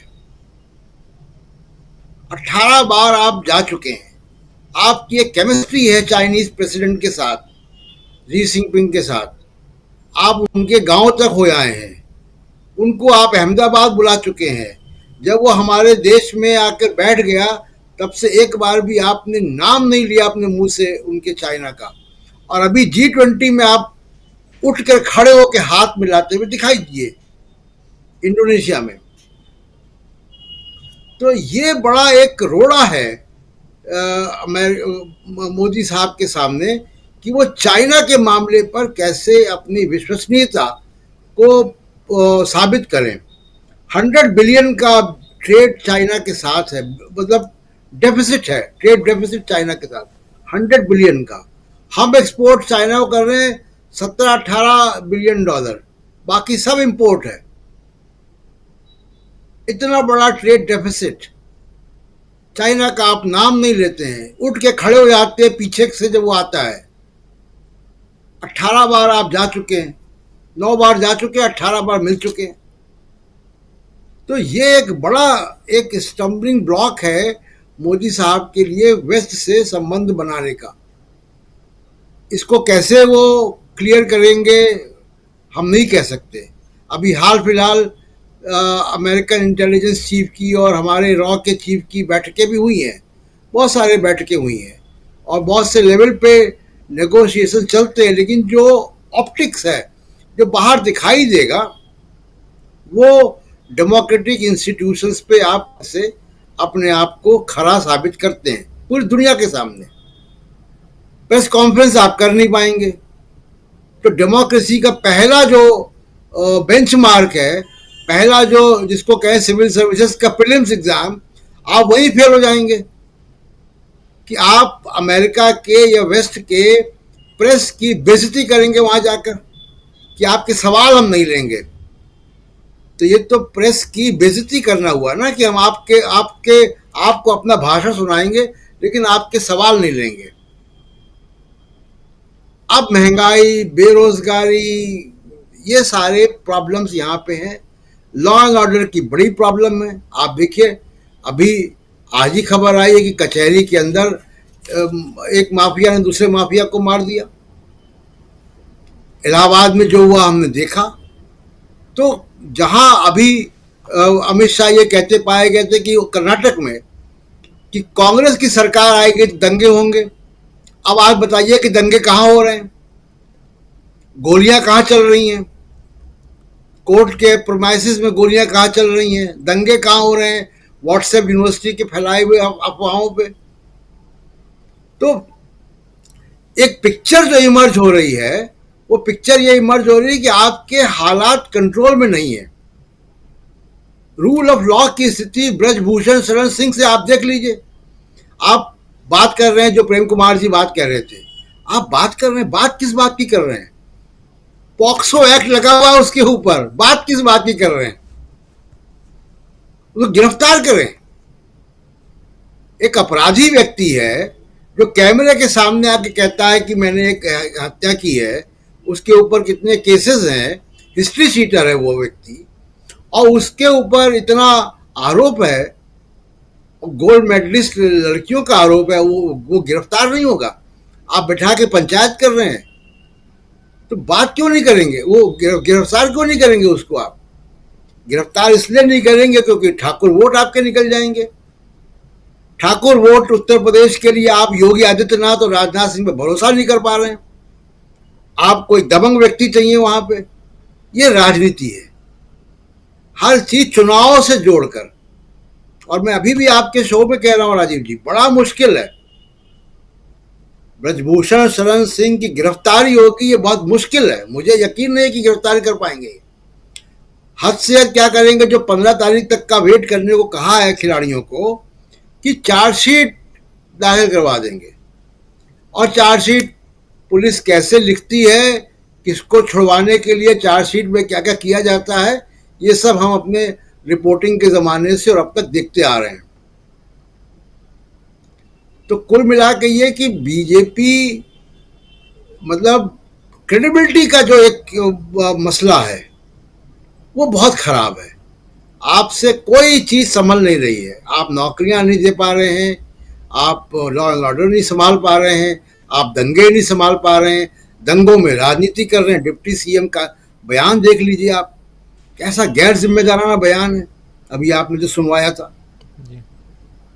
तो क्रेडिबिलिटी का सवाल एक बड़ा है। और नेशनल पार्टी आप कह रहे हैं सबसे बड़ी पार्टी दुनिया की, आपकी इतनी क्रेडिबिलिटी नहीं है। और प्रधानमंत्री जाएंगे, अगर क्रेडिबिलिटी है तो मैं तो सुनना चाहूंगा कि प्रधानमंत्री जी प्रेस कॉन्फ्रेंस करें वॉशिंगटन में जाकर, सवालों के जवाब दें। क्या मुश्किल काम है? लेकिन वो करेंगे नहीं, क्योंकि डेमोक्रेटिक इंस्टीट्यूशंस की पहली गवाही तो वही देंगे कि वो आप प्रेस कॉन्फ्रेंस नहीं करेंगे। जी राजीव जी, बिल्कुल बिल्कुल। प्रेस कॉन्फ्रेंस प्रधानमंत्री, सवाल बहुत बड़ा है।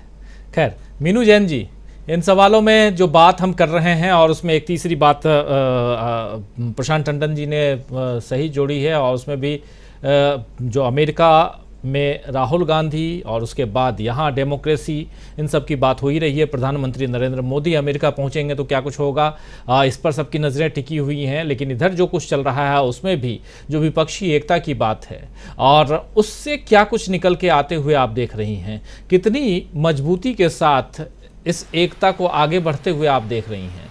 क्योंकि आज जिस डेमोक्रेसी को ख़त्म करने की बात या कमज़ोर करने की बात हो रही है, और जिस पर लगातार इशारा कर रहे हैं राहुल गांधी, और तो विपक्षी एकता में एक सूत्रधार उसके राहुल गांधी भी हैं, उनकी पार्टी भी है।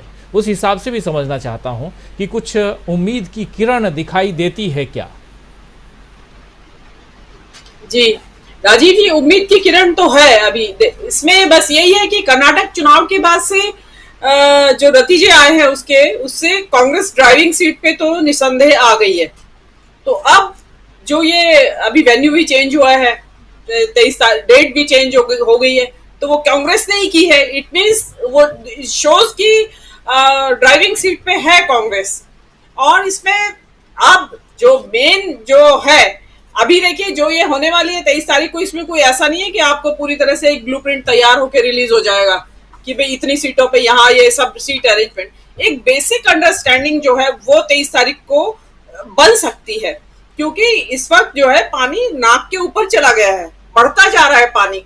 इस विपक्षी दलों के लिए ये है स्थिति कि अभी नहीं तो कभी नहीं, या तो एक साथ घूमते एक साथ चले, नहीं तो फिर खत्म हो जाएंगे, बिल्कुल खत्म हो जाएंगे। कांग्रेस तो शायद बची भी रह जाए, लेकिन जो राज के जो क्षत्रिय दल हैं उनके लिए सर्वाइवल बड़ा मुश्किल हो जाएगा। और इसकी बची खुची जो पुख्ता होने की बात है विपक्षी एकता के, वो जो 5 राज्य हैं उसमें छत्तीसगढ़, राजस्थान और मध्य प्रदेश मुख्य हैं।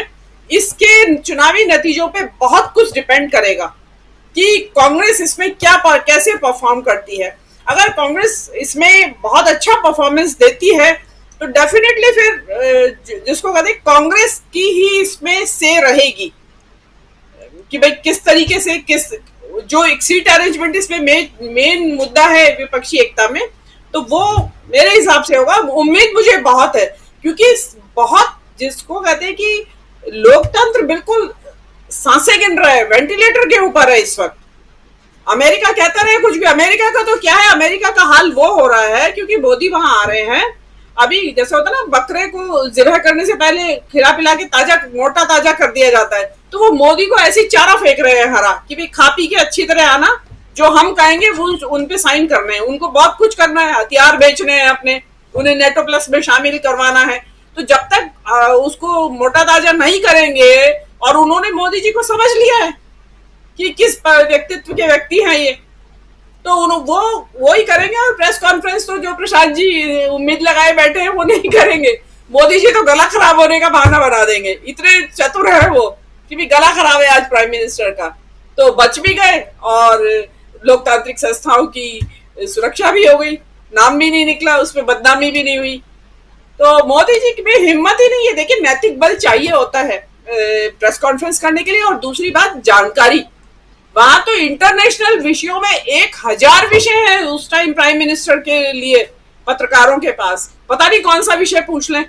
वहां ऐसे नहीं चलता है कि नाले की गैस बता दी आपने और रडार के पीछे से, बादलों के पीछे से हवाई जहाज उड़ा दिया कि रडार की पाव से निकाल के। वहां ऐसा जवाब नहीं चलेगा। बहुत कॉम्प्लिकेटेड इंटरनेशनल पॉलिटिक्स, इतनी कॉम्प्लिकेटेड है, आप खाली यूक्रेन ही थोड़ी इंटरनेशनल पॉलिटिक्स है, बहुत सारे सवाल आते हैं। तो ये वो तो मोदी जी नहीं करने वाले हैं। हाँ, ये जब वहां से वापस लौटेंगे। एक इसमें और महत्वपूर्ण बात कहना चाहती हूँ कि इस बार योग दिवस कौन मनाएगा। अमेरिका ने मोदी मियाँ की जूती मियाँ के सिर मारी है। मोदी जी का क्या है कि जो महत्वपूर्ण दिन है इस देश के, जैसे आपका अम्बेडकर परिनिर्वाण दिवस हुआ, उस दिन बाबरी मस्जिद ढहा दी, 2 अक्टूबर हुआ, उसको स्वच्छता दिवस बना दिया। तो ये उन्होंने मोदी जी के योग दिवस को आज उनसे साइन करवाएंगे, उनको जूते की नोक के नीचे रखेंगे वो लोग। वो मोदी जी का मजा बिगाड़ दिया 22 जून का योगा का। आप देखेंगे कि कहीं से सुनाई नहीं दे रही है योगा दिवस की तैयारियां। तो ये है जी राजीव जी। जी मीनू जी, 21 जून को है योगा दिवस, और उस दिन प्रधानमंत्री नरेंद्र मोदी अमेरिका 21 से लेकर के 24 तक अमेरिका में है। 2 दिवसीय यात्रा है उनका, 22 और 23 को। और उससे पहले प्रधानमंत्री नरेंद्र मोदी फ्रांस पहुंचने वाले हैं। पेरिस में उनकी अलग मीटिंग है मैक्रों के साथ में।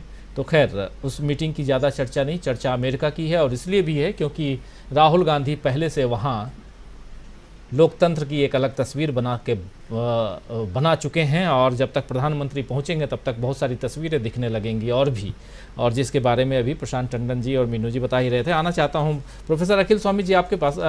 स्वामी जी, राहुल गांधी ने जो तस्वीर दिखाई है, और यहाँ जो प्रधानमंत्री नरेंद्र मोदी की हम बात कर ही रहे हैं, और दूसरी एक तस्वीर दिख रही है विपक्षी एकता की, जिसकी बात हम मीनू जी से भी कर रहे थे।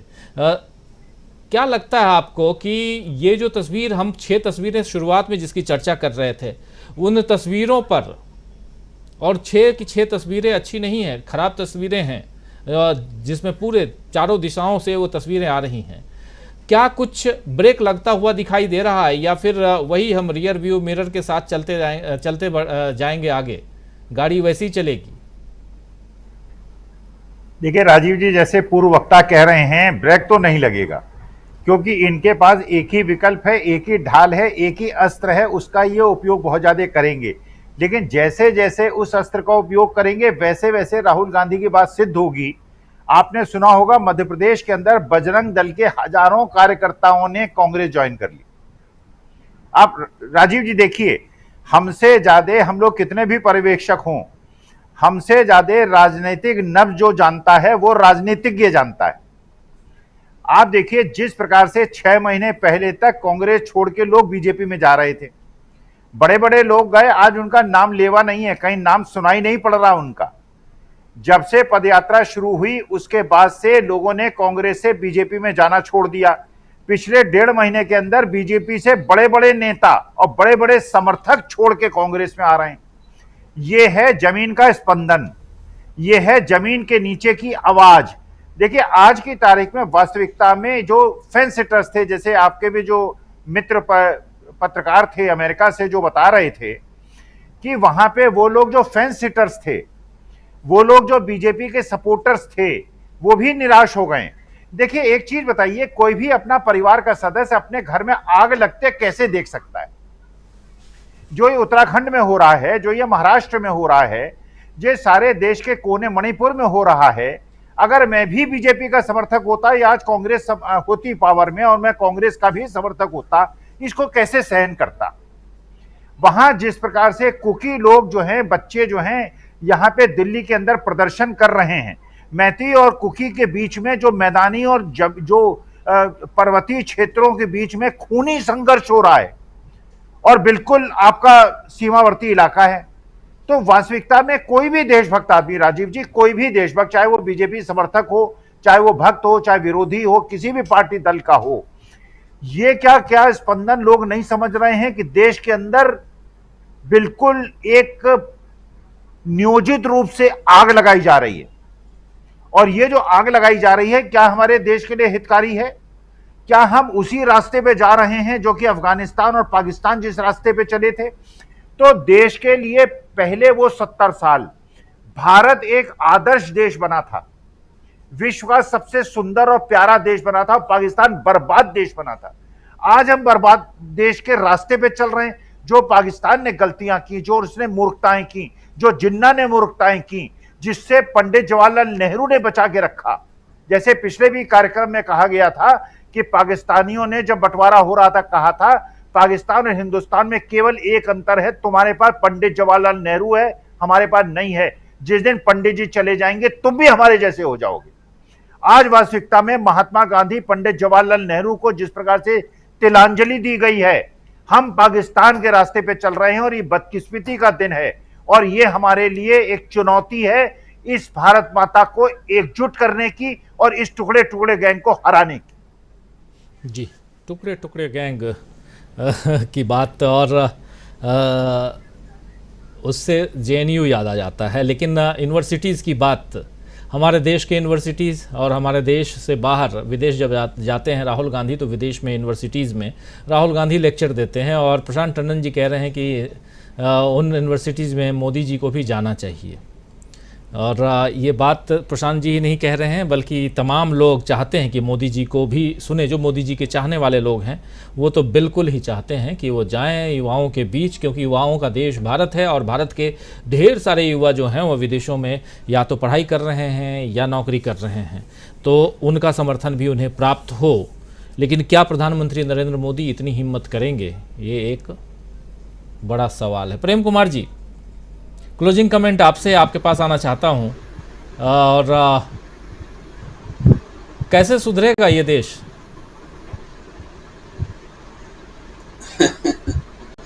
राजीव जी, इस देश में 2 धाराएं हैं, इतनी स्पष्टता के साथ राहुल गांधी बोल रहे हैं अमेरिका से, और इन 2 धाराओं में संघर्ष है।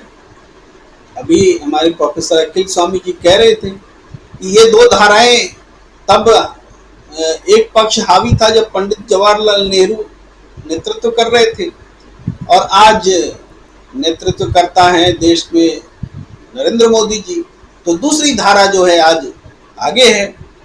तो ये दो धाराओं की लड़ाई है और इस लड़ाई में आज हम एक ऐसे दौर से गुजर रहे हैं जब समाज बटा हुआ है, नफरत फैला हुआ है, विघटनवाद की आशंका है और देश के टूटने बटने जैसी स्थितियां पैदा न हो ऐसी आशंका बन गई है। और ऐसी इसलिए बनी है क्योंकि राजनीति का विषय ही नकारात्मक हो गया है। राजनीति का अगर ये विषय नहीं होता तो सामाजिक संगठनों और नफरत फैलाने वाले संगठनों छोटे मोटे जो होते हैं उन सब से तो राजनीति निपट लेती है, लेकिन स्वयं जब राजनीति उसमें शामिल हो जाए तो निपटना मुश्किल हो जाता है। इसलिए हर गलत में, जितनी भी तस्वीरें आप देख लीजिए, हर गलत में भारतीय जनता पार्टी गलत के साथ दिख रही है, सरकार गलत के साथ दिख रही है। तो आज चूंकि वो सत्ता में है इसलिए गलत जो है हावी होता नजर आ रहा है हमारे सामने, लेकिन गलत को गलत कहने वालों की संख्या बढ़ रही है। ये आशा है, ये हमारा आशावाद है और यही कारण है कि जो गांधी की जो पॉपुलैरिटी बढ़ रही है उसका कारण यही आशावाद है और उस चीज को उन्होंने पकड़ा। उन्होंने ठीक उसी विषय पर जाकर के बीजेपी से वाद संवाद करने की पॉलिसी नहीं अपनाई ताकि उन्हीं नेगेटिव बातों पर बात हो। इसके बजाय उन्होंने एक लकीर खींच दी, बड़ी सी लकीर कि बात यहाँ पर होनी चाहिए कि देश में मोहब्बत की दुकान कैसे खुलेगी। अब यहाँ उन्होंने जो लकीर खींची है, अब पूरी सियासत जो है उस लकीर के इर्द गिर्द होने लगी है। अब लोग सिर्फ नफरत की बात नहीं कर रहे, अब लोग मोहब्बत की बात कर रहे हैं। विपक्षी दलों की एकता को हम सिर्फ विपक्षी दल बोलने से एक्चुअली वो लड़ाई कमजोर पड़ जाती है जो दो विचारधारा की लड़ाई है। हम विपक्षी और सत्ता पक्ष बोल के बड़ा ट्रेडिशनल वे में राजनीति को देखने लगते हैं। ये ट्रेडिशनल वे नहीं है, ये टूट रहा है। आप देखिए 14 जून की बैठक नहीं हुई विभिन्न पार्टियों की, तो 12 जून की तो क्यों नहीं हुई? इसलिए नहीं हुई क्योंकि कांग्रेस के नेता जिनके साथ आज जनता का सर्वाधिक विश्वास है, कम से कम अभी उसकी परीक्षा होनी बाकी है, लेकिन सत्ता पक्ष के समांतर तो है ही, इतना तो आप मानेंगे ही, कोई भी मानेगा। तो उनकी गैर मौजूदगी में इस बैठक की अहमियत नहीं होती। वो मीडिया ने उस समय क्या दिखाया कि देखो ऐसी बैठक जिसका कांग्रेस बायकॉट कर रही है, मल्लिकार्जुन भी नहीं जाएंगे, राहुल गांधी भी नहीं जाएंगे, इस बैठक का क्या होगा, इस तरीके से जो खबर चल रही थी अचानक वो पलट गई। ऐसी कोई भी बैठक बगैर राहुल गांधी के नहीं हो सकती, बगैर मल्लिकार्जुन खड़गे के सार्थक नहीं हो सकती। ये एस्टैब्लिश हुआ है नई तिथि आने के बाद। तो इसका मतलब है कि जो विचारधारा की लड़ाई है उसको अच्छे से रिप्रेजेंट कर पा रही है कांग्रेस, और राहुल गांधी ने एक मोमेंटम जो बना दिया है और उस मोमेंटम से भारतीय जनता पार्टी डरी हुई सहमी हुई दिख रही है। और मैं फिर से कहता हूं कि जो राहुल गांधी जिसको भारतीय जनता पार्टी महत्व नहीं देती थी या महत्व नहीं देने का दिखावा करती थी, आज राहुल गांधी जब जो कि सांसद भी नहीं है, लेकिन उनके बयान भर से भारतीय जनता पार्टी की पूरी ब्रिगेड जो है वो खड़ी हो जाती है उनका काउंटर करने की। ऐसा क्यों है? ऐसा इसलिए है कि राहुल गांधी ने मीडिया मैनेजमेंट के जरिए राजनीति की परंपरा को तोड़ दिया है। अब मीडिया मैनेजमेंट से राजनीति नहीं होगी, अब जनता से कनेक्ट होकर के राजनीति होगी। और जनता से कनेक्ट होने की जो राजनीति उन्होंने शुरू की है, तो हम कह सकते हैं कि राहुल गांधी हमारी आपकी तरह सामान्य व्यक्ति हैं। और सामान्य व्यक्ति, तो अगर सामान्य व्यक्ति हैं लेकिन वाकई सामान्य व्यक्ति होते तो दुनिया में वो इकलौते ऐसे सामान्य व्यक्ति हैं जिनके पीछे पूरी दुनिया जो है इनकी बात को सुन रही है, हिंदुस्तान में बोले चाहे अमेरिका में बोले। तो ये राहुल गांधी को शक्ति कहां से मिली? वो सामान्य से असामान्य हो गए बगैर किसी पद के, इसलिए कि जनता को से उन्होंने कनेक्ट किया, राजनीति को उन्होंने बदलने की धारा पकड़ी और दिखला दी। तो इस तरीके से हम इस जो आपका जो सवाल था कि आप कैसे देखते हैं, हम बहुत आशान्वित हैं। हम इस नफरत की सियासत से लड़ते हुए नजर आ रहे हैं और हम जीतेंगे हम का मतलब हर वो व्यक्ति जो इस समाज को, देश को जोड़ना चाहता है, जोड़ कर रखना चाहता है। जी राजीव जी जी, बिल्कुल बिल्कुल, जोड़ कर रखना चाहता है। समाज की अलग अलग तस्वीरें हैं, उस पर हम चर्चा कर रहे थे इस वक्त पिछले 1.5 घंटे से, और जानने समझने की कोशिश कि ये देश किस दिशा में जा रहा है और सत्तारूढ़ दल चुनाव से अलग सरकार को चलाने में कितना भरोसा रखता है। सरकार पिछले 9 साल से मोदी जी के हाथ में है और देश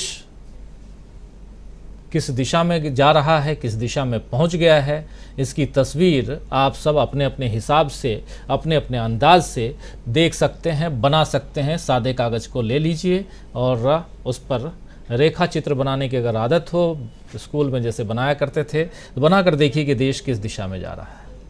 आपको खुद आपकी तस्वीर सामने मिल जाएगी। अलग अलग खबरें हम आप तक पहुंचाते हैं, बस हमारा काम खबर पहुंचाना है, लेकिन उसमें तस्वीर गढ़ना आपका काम है। मणिपुर में क्या कुछ हो रहा है उस तस्वीर को भी देखिए, आप कोल्हापुर की तस्वीर को भी देखिए, आप दिल्ली के जंतर मंतर की तस्वीर को भी देखिए, आप उत्तराखंड की तस्वीर को भी देखिए, आप अलग अलग जगहों की तस्वीरों को देखेंगे, आप किसी कचहरी में, किसी कोर्ट में गोली चलाने की तस्वीर को भी देखिए, आप किसानों की डिमांड जो है, उनकी जो मांग है, उस मांग पर लाठियां बरसाते हुए पुलिस की तस्वीर को भी देखिए, तो आपको साफ समझ में आ जाएगा। हो सकता है कि कुछ अच्छी तस्वीरें भी हों, उन तस्वीरों को भी देखिए आप, लेकिन उसके अलावा वहां तक पहुंचने से पहले आप बालासोर को कैसे भूल जाएंगे। उन तस्वीरों को देखिए, कैसे लाशों को फेंका जा रहा है ट्रक में, उन तस्वीरों को भी देखिए। बोलते हुए भी रूह कांप जाती है। तो वैसी तस्वीरों को भी देखिए, फिर अपनी तस्वीर बनाइए और फिर सोचिए कि देश किस दिशा में जा रहा है। जो लास्ट सवाल पूछा था प्रेम कुमार जी से, बहुत धन्यवाद देना चाहता हूं प्रेम कुमार जी आपको क्लोजिंग कमेंट के लिए। बहुत बहुत धन्यवाद मीनू जैन जी आपको, बहुत धन्यवाद प्रोफेसर अखिल स्वामी जी, बहुत शुक्रिया अदा करता हूं प्रशांत टंडन जी, हमारे साथी डॉक्टर दीपक पाचपोर जी, अमलेंदु उपाध्याय जी, आप सबको इस चर्चा में, गंभीर चर्चा में आप लोगों ने अपनी बात, अपने विचार रखे, बहुत शुक्रिया, बहुत धन्यवाद। और हमारे साथ तमाम साथी आप लोग जो बने हुए हैं, आप लोग भी बहुत गंभीरता के साथ इस कार्यक्रम को देख रहे हैं, सुन रहे हैं। किसी को नीचा दिखाना, किसी को ऊपर उठाना हमारा मकसद नहीं है। हमारा मकसद सिर्फ और सिर्फ यही है कि देश में जो चल रहा है, अगर इन तस्वीरों में से कोई भी तस्वीर हमारी बनाई हुई हो तो आप सीधा हमारे चैनल को देखना छोड़ दीजिए। लेकिन अगर हमारी बनाई हुई तस्वीर नहीं है और ये सचमुच देश की तस्वीर है, तो आपसे गुजारिश है कि इस चैनल के, इस प्रोग्राम के लिंक को ज़्यादा से ज़्यादा शेयर कीजिए, ज़्यादा लोगों तक पहुंचाइए कि देश की तस्वीर ज़्यादा से ज़्यादा लोग समझ पाएँ, देख पाएँ, कम से कम वो सच और झूठ की तहकीकात कर पाएँ, उसमें भेद कर पाएँ, उसको